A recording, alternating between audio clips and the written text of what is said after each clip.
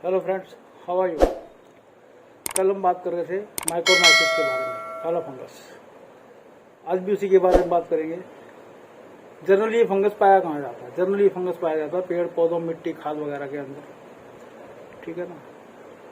और इंसान के अंदर आने की क्या है, कहीं मिट्टी से संपर्क हो गया, हवा में भी है, हवा से भी ये बॉडी के अंदर आ सकता है और इफेक्ट डालता है नाक, आँख पे, दिमाग पे, फेफड़ों पे, ठीक है।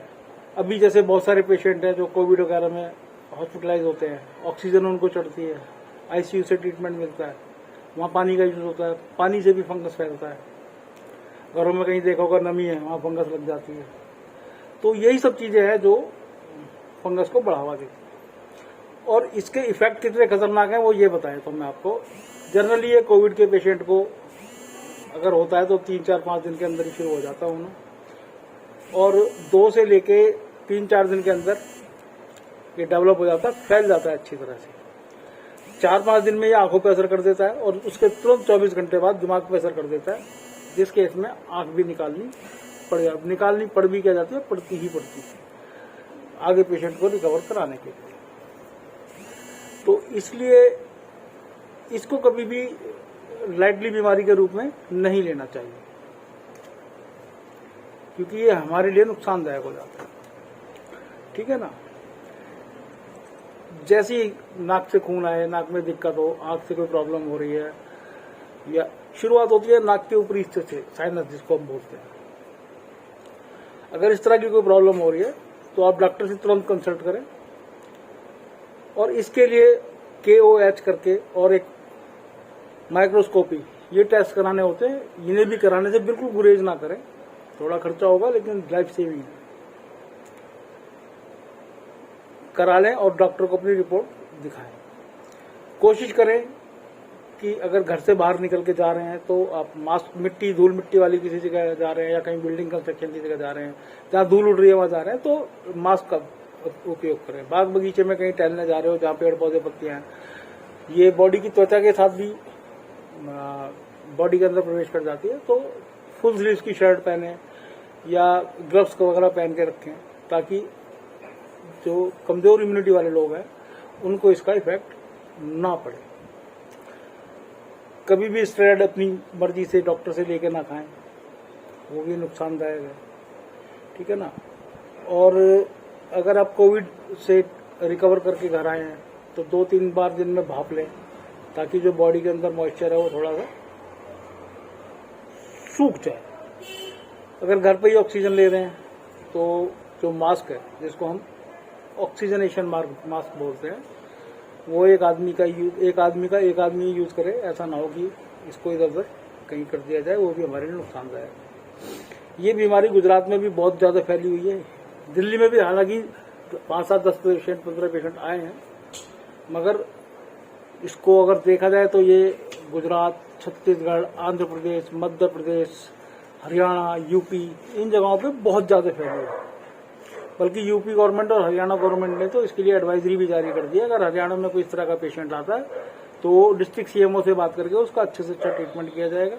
यूपी गवर्नमेंट ने एडवाइजरी जारी की है कि अगर इस तरह का कोई पेशेंट गवर्नमेंट हॉस्पिटल में या कहीं आता है तो उसको बेस्ट टू बेस्ट जो ENT डॉक्टर, आंख नाक कान गले का डॉक्टर है, या हार्ट सर्जन है, या प्लास्टिक सर्जन है, उन सबसे बात करके उसका अच्छे से अच्छा ट्रीटमेंट किया जाए, क्योंकि इसमें डेथ जो रेशियो है बहुत ज्यादा है और ये टाइम भी नहीं देता।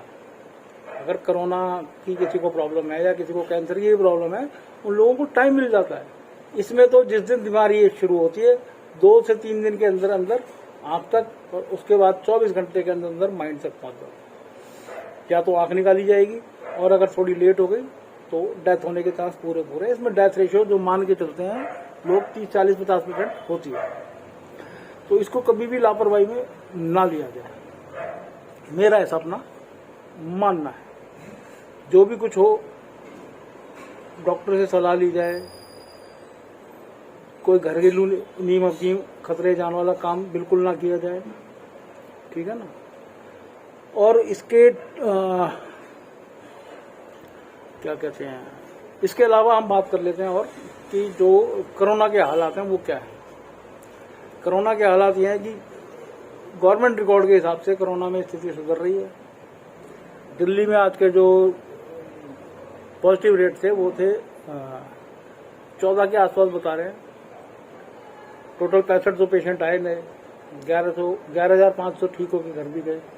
डेथ रेशियो थोड़ी सी बढ़ी, 340 के आसपास थी, but it's a part of life, क्या कर सकते हैं। मैं तो ये सब चीजें आपके सामने लेके आता हूँ सरल भाषा में, इसलिए लेके आता हूँ कि हम क्या कर सकते हैं क्या नहीं कर सकते हैं। आप लोग इस चीज को गौर करें।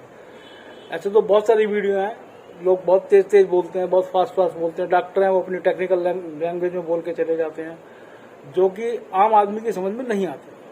मेरा मकसद सिर्फ यही है। नहीं तो ब्लॉगिंग करने के लिए तो मेरे पास भी बहुत सारे ऑप्शन है। फूड ब्लॉगिंग कर सकता है आदमी, घरे की कर सकता है, टेक्नोलॉजी के ऊपर भी कर सकता है, ये सब चीजें हैं। लेकिन ये जो मैं आप सारी ब्लॉगिंग सिर्फ इसलिए करता हूँ सरल भाषा में और हिंदी भाषा में, कि सबको ये बात समझ में आए कि हम कहाँ खड़े हैं कहाँ नहीं खड़े हैं। जैसे कोरोना के बारे में अगर बात करें, जो हम वैक्सीनेशन ले रहे हैं, वैसे तो इस बात से हमें कोई मतलब नहीं है, ठीक है, गवर्नमेंट कोवैक्सीन और कोविशील्ड लगा रही है। लेकिन अगर डीपली सोचें तो क्या है, ये कोवैक्सीन और कोविशील्ड का जो लैब में तैयार की गई थी, ये तब की गई थी जब कोरोना की पहली लहर आई थी पिछले साल अप्रैल में। उस टाइम पे जो कोरोना का वर्जन था वो था B-1। आज कोरोना उससे ज्यादा इंप्रूवमेंट होकर आया, और आज जो वर्जन इंडिया में काम कर रहा है वो है B-1-617। वो उससे ज्यादा पावरफुल है। और दवाई हमें कौन सी मिल रही है? दवाई हमें मिल रही है वो जो लास्ट ईयर अप्रैल के कोरोना के लिए बनाई गई थी। ठीक है, ये 100% काम नहीं कर रही, लेकिन 70%, 50%, 75% तो काम कर रही है ना। हमें अगर इसको लगवा नहीं है तो हमें इसे लगवा लेनी चाहिए, क्योंकि जब थर्ड वेव अगर आएगी तो हमें उसमें नुकसान कम रहे। लेकिन वैक्सीनेशन होने के बाद में भी आपको मास्क लगाना नहीं छोड़ना है, सोशल डिस्टेंसिंग नहीं छोड़नी है, ज्यादा भीड़ भाड़ वाली जगह में नहीं जाना है। कोशिश करो घर से बाहर निकलने में अवॉइड करो ज्यादा से ज्यादा, कि कम से कम घर से बाहर निकला जाए। ठीक, तो ये सिम्टम्स ऐसी हैं जो सब एक दूसरे से जुड़ी हुई है। कोरोना है, कोरोना मायोकार्माइसिस से जुड़ा हुआ है, ठीक है। इसके बाद फिर कुछ और आ जाएगा। और जितना खतरनाक कोरोना में तो फिर भी ये था कि 100 पेशेंट आए तो 90 तो ठीक हो ही जाते थे, 7-8-10% पेशेंट मरते थे। इसके अंदर ये अगर ये बीमारी लापरवाही से जरा सी फैल गई तो इसमें मरने के चांस आधे हो जाते हैं। 50% चांसेस है कि आदमी मर जाए। तो इसीलिए अगर आपके आसपास कोई ऐसा पेशेंट है जिसको नाक में दर्द है, नाक से खून आ रहा है, आंख में लाल चकते हैं, आंख में दर्द हो रहा है, या इस तरह की कोई प्रॉब्लम आ रही है, बलगम के साथ थूक आ रहा है, तो उसको इमीडिएट किसी ENT डॉक्टर के पास लेके जाओ और उसका इलाज कराओ। शुरुआती दिनों में इसका इलाज अगर कराया जाएगा तो एंटी फंगल मेडिसिन से ठीक हो सकता है। और अगर बीमारी फैलने के 4 दिन, 6 दिन बाद, 8 दिन बाद, ये इतना टाइम लेती नहीं है बीमारी। अगर हॉस्पिटल से कोई आदमी घर आया तो 3 से 4 दिन के अंदर डेफिनेटली उसको फैलना शुरू हो जाएगी, अगर वो उसकी इम्यूनिटी कमजोर है। बाई चांस डबल वो कोरोना का पेशेंट भी और डायबिटीज का पेशेंट है, उसके चांसेस बहुत ज्यादा है। इसलिए ऐसे मरीजों पे ज्यादा ध्यान रखें। इनका ग्लूकोमीटर हमेशा चेक करते रहना चाहिए कि ब्लड शुगर लेवल क्या है क्या नहीं है, चाहे उसको डायबिटीज है या नहीं है। अगर वो कोविड से भी ठीक हो गया है तो उसका फिर भी आप ब्लड शुगर टेस्ट करते रहें कि बढ़ तो नहीं रहा है, कुछ प्रॉब्लम तो नहीं हो रही है। क्योंकि अगर ये छोटी छोटी सी चीजों की अगर हम वॉच आउट करते रहेंगे तो हम अपने पेशेंट को या हम अपने अड़ोसी पड़ोसी को सेव कर सकते हैं, अदरवाइज तो हमारे लिए नुकसानदायक और हमें ह्यूमन लॉस उठाना पड़ेगा। तो मेरी आप सबसे यही रिक्वेस्ट है कि आप इस वीडियो को ज्यादा से ज्यादा देखें, सब्सक्राइब करें, नोटिफिकेशन बेल दबाएं। इस तरह की वीडियो तो आपको अभी और भी मिलेंगी जब तक इस बीमारी से और इस माइक्रोबाइसिस से छुटकारा नहीं मिल जाता। क्योंकि ये सरल भाषा में जो मैं बनाता हूँ सिर्फ इसीलिए बनाता हूँ कि सभी भाई इसको देखें और उनको ये ध्यान दिमाग में रहे, उनको याद रहे। वरना तो क्या है, इंग्लिश में 4 अक्षर बोल के चला जाए आदमी। इंग्लिश में बोलना बड़ा आसान होता है हिंदी से बोलने से, हिंदी में तो आदमी अटक जाता है। ठीक, तो आप सब लोग इस चीज को गौर करें। कोई और नई जानकारी लेके कल फिर इकट्ठे होंगे, तब तक के लिए बाय बाय।